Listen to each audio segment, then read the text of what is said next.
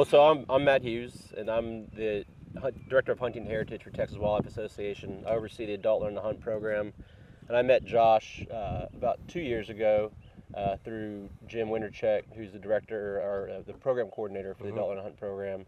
And I'll let you tell the story from there. About how you kind of were introduced to ALHP and your journey to this point to making your way onto this level 2 turkey hunt. Okay, yeah. So me and Jim kind of worked a lot together with his real estate, him being in real estate, and I work as a relationship manager with Capital Farm Credit, and through our partnership with TWA, I learned a little bit more. Jim says, "Hey, you guys are great contributors to TWA," and I says, "Yeah, man, I'd like to learn more." And he says, "Well, come on out on a hunt." He goes, Yeah, so we build this program.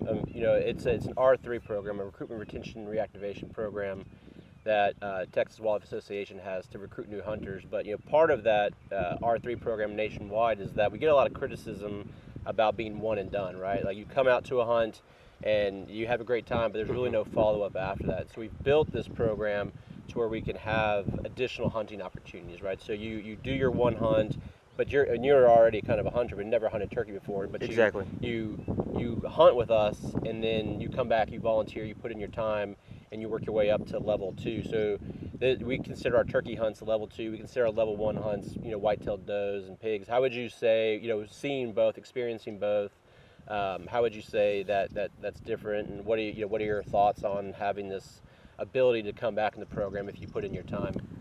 Yeah, no. So growing up as a kid, we've always just done whitetail hunts.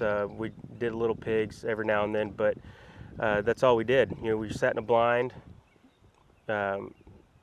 threw some corn out, and stayed quiet and did all that. Getting on this level 2 hunt and getting to experience it, and all that from that aspect, calling in the turkey. I mean, man, there's turkeys out there. Learning from Cody. There's just a lot to it. You got to cover up. You got to stay covered up. You're not in a blind. Those turkeys can really see you. And just talking with them, there's a lot more to turkey hunting than I totally anticipated. Yeah, we definitely like having that opportunity for people to learn different skills, because once you do the blind hunt, which is what we do a lot in Texas, blind hunt over a feeder, but to have our exotic hunts and learn safari style, learn spot and stalk, learn turkey hunting, duck hunting, and all that kind of stuff. It's a good way to keep people back in the program, putting in time, putting in volunteering. This is a unique hunt too, because we partner with National Wild Turkey Federation, and thanks to their support, both financially and through volunteers, we're able to execute this. How would you say? I mean, what are some of the key things you learned from the National Wild Turkey Federation volunteers this weekend that kind of elevated, or again, we have great programming, but obviously this was a little bit elevated because we had turkey calling and different types of workshops. So what would you say some of those big things you took away were? Partnering with the NWTF, is great. I'm excited that TWA was able to partner with them to get this turkey hunt done.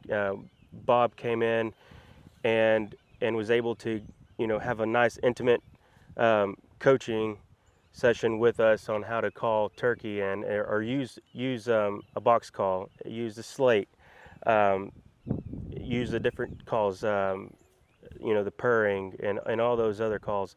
And it was just great. He was to the point. He made sure everybody could do it before we went out there on the hunt that evening.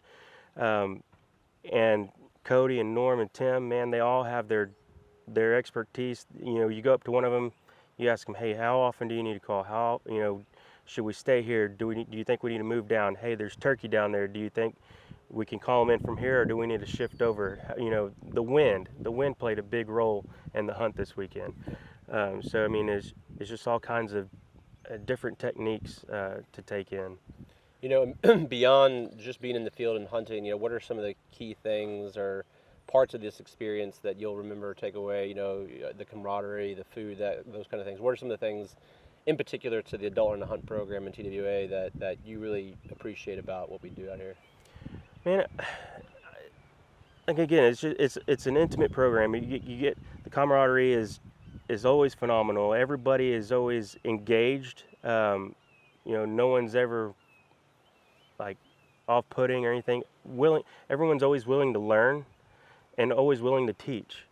And that's just one of the great parts of it, is having these great mentors get involved to where it gets the mentees excited, and the mentees want to go home and, you know, tell their kids, tell their spouses, their friends, you know, take that knowledge back home with them. And you know, they all just get everybody excited about spreading what they learned.